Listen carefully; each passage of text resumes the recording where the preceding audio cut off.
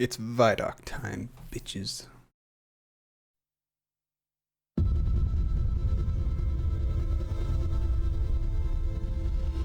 Beyond Light kicks off the next trilogy of stories that we're trying to tell with Destiny.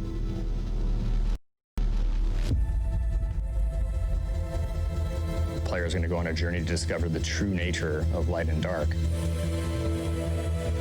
It's the beginning of players learning more about the darkness, and in fact going so far as to wield it. It's about leaving comfort and safety behind, walking a different road than one that you may have believed you were destined for. What makes something bad? What makes darkness dark? Who's right? Who wasn't? Aldrin.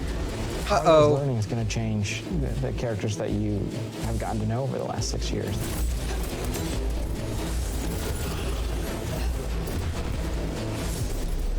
Oh, that looks badass.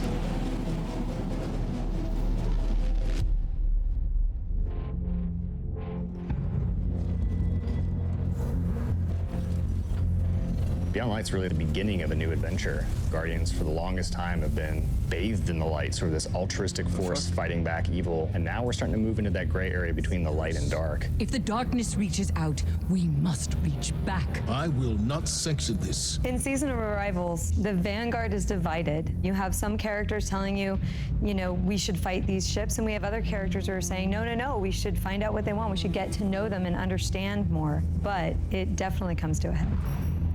This next year in Destiny is really just about how all the different characters and factions are reacting to these disappeared destinations and what that means as the pyramids have arrived in our system, not for the first time, but for the second time. Hey. We're going to see the return of a character who's been absent for a pretty long time in The Stranger, and boy, does she have a lot to say, and she has a lot of time to explain. When I know more, you'll know more. She has shown up to encourage us to take on the darkness, and the only way to truly stop it is to work with it. And here comes our Guardian, right on time. Why did the darkness invite us here? Europa is literally like a time capsule. Europa is huge. Killer destination, freezing cold. Desolate. Some of the most beautiful spaces I've ever seen in a video game. There was a lot built on Europa during the Golden Age, and a lot of that was built underground. Clovis Bray had some research facilities there, really pushing the limits of technology and innovation there, maybe stepping into some things that we shouldn't have. Under the ice, all kinds of secrets. I'm so excited for what players are going to find. Why was he telling her that? The fuck? Oh.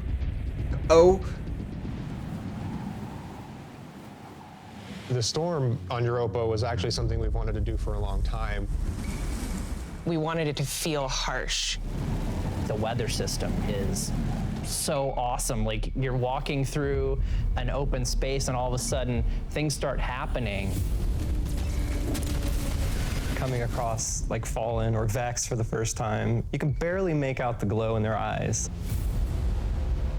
The sound of the wind, the ice will change based on what the weather is looking like. You'll actually feel every piece of the environment changing around you to match the storm.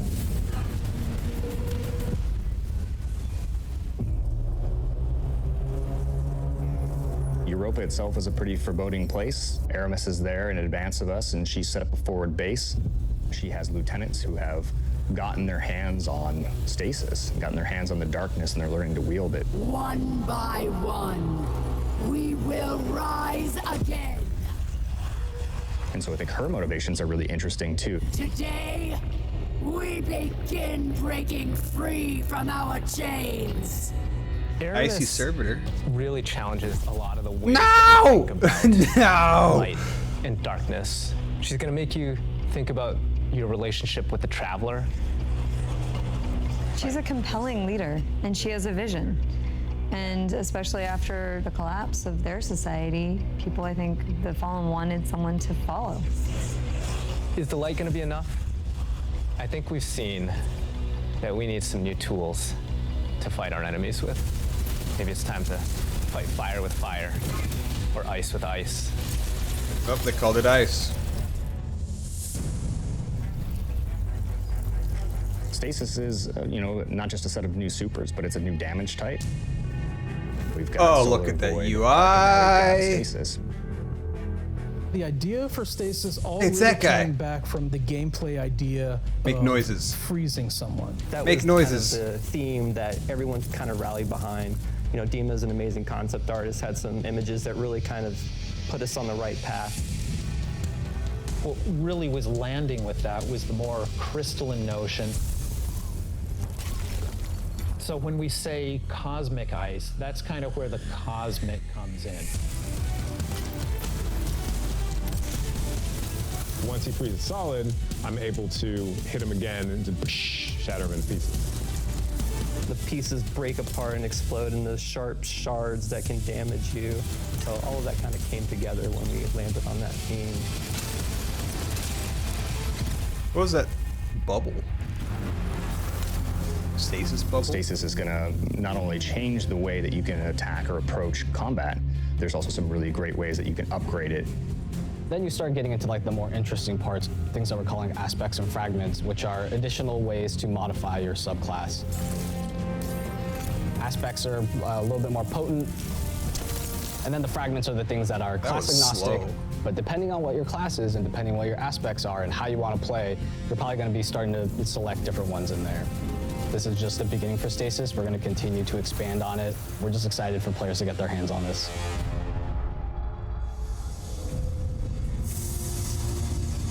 When we're creating a new palette like Stasis, we do what we call a source jam. Everyone on the team blocks out about a week where we can say, okay, you're going to go out into the world, microphone, recorder, record anything that reminds you of cosmic ice.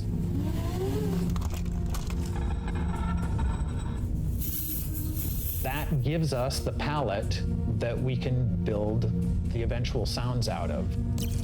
I found personally that the best way to do it was at night.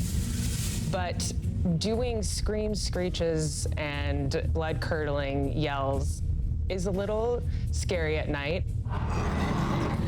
Then I had a really rumbly stomach, and that also was recorded. There was also a breast bump.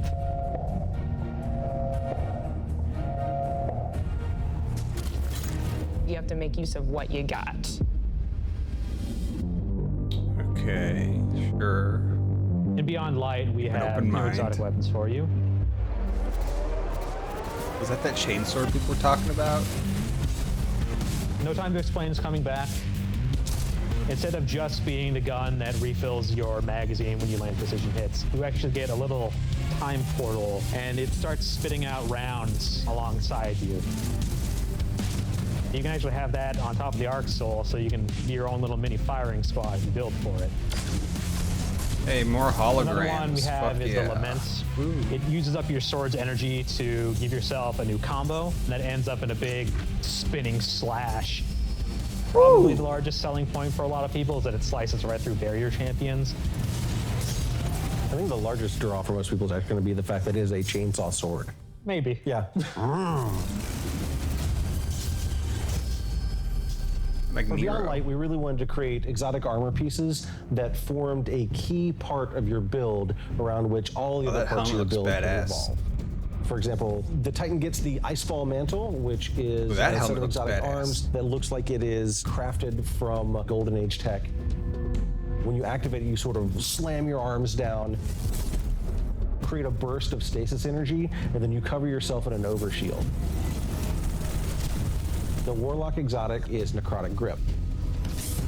If you are facing a wave of thralls running at you, you can nail them with your melee attack. Hey, and it can start that was, to burst and the sort of Omnibus Strike. cascade through the whole group. I recognize that room. It's right before you actually fight her. You fake fight her. There's a lot there for newcomers coming in too. If you've got a friend who hasn't tried it out, it's a really great time to jump in on New Light, that entry experience for free players. Last year, when New Light launched, we brought back a small portion of the Cosmodrome. This year, we're bringing back a much larger portion of the destination. It takes some of the experiences that started with the I remember original that Destiny place. 1, but puts them and stitches them Loot together in a cave. different way and adds new things and tells a different story. What you're going to meet in this new opening experience is a character with not one, but two names from Fast and the Furious, Shah Han. Thank the light. I didn't think we had other Guardians on patrol here. What I love about that's the not Cosmodrome is it feels like Destiny distilled. Oh yeah, what's going on with that thing? Season of the Hunt picks up where Arrival Season of left the off. Hunt. Other forces are taking advantage of the darkness to make their move forward, including Xivu Arath, a sister of Oryx, and she's taking this opportunity to build up an army. And we're working with Osiris to try to stop her. Osiris goes out, Osiris stumbles is across back these again? hive growths that are driving combatants crazy. Osiris is in trouble, and of course, you're his only hope.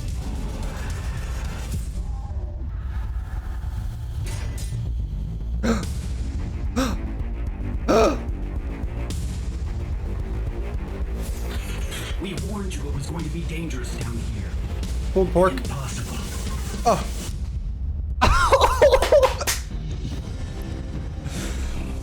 We finally catch up to what we saw at the end of Forsaken, where we saw Aldrin being brought back to life by a ghost. Aldrin, who now refers to himself as Crow, he doesn't know Crow! what he did. Oh! The slate's been wiped clean when he was Yes. resurrected as a Guardian. We know what he's done, and we know what he could be capable of doing. So now we're going to spend some time watching him go back and forth, and that's going to question how we look at him, how we look at ourselves, how we look at the light, how we look at darkness. In Season of the Hunt, we're partnering with the Crow and Osiris to take down the High Celebrant. What a cool team. It's creating these cryptoliths around the system, and those cryptoliths are attracting Elixian Cabal and corrupting them. So Xivu Arath is essentially corrupting herself an army, and it's our job to put a stop to it. I'm really excited to see Whoa. Xivu Arath fleshed out more and to find out more about her relationship with Savathun and what that means for Year 4 of Destiny. Savathun has been placing dominoes, and at the end of Year 4, she's going to knock down the dominoes. We're going to see what she's been really up to. And so this year, she's putting the last pieces in place.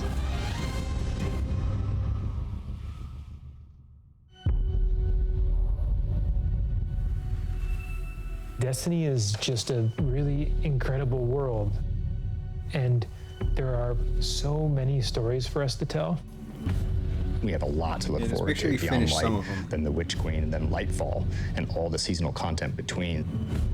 We feel like we've got a really great way to bring people together. Working through COVID and working through some of the other turmoil in the world right now has been really challenging. I have to admit, I've been pleasantly surprised with how well we've been able to get things done. We're committed to your characters and your community of players, and we want to meet you where you are. I don't want I to think see. the thing that excites me the most don't wanna about see it. Destiny's future is how much it's rooted in where we come from.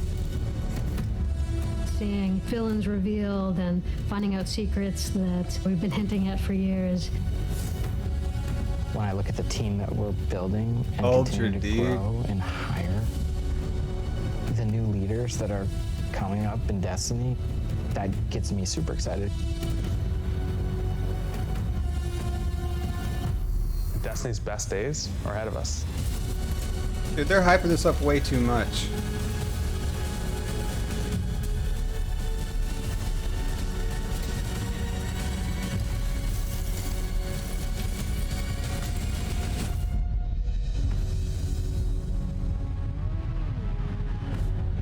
Ooh.